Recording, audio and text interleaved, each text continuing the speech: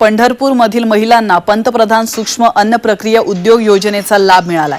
शहरातील शारदा महिला बचत गटाला या योजनेचा फायदा झालाय।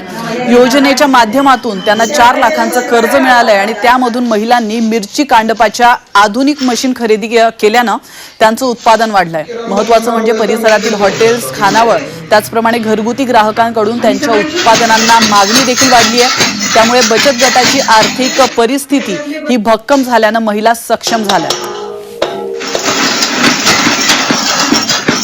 4 लाख बीज भांडवल मिळालं।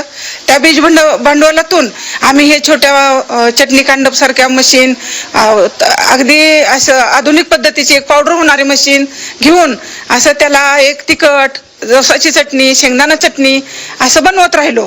मग त्याला मार्केटिंग, मग आम्ही असंच एकमेकींच्या सानिध्यात येऊन असंच चालू केलं।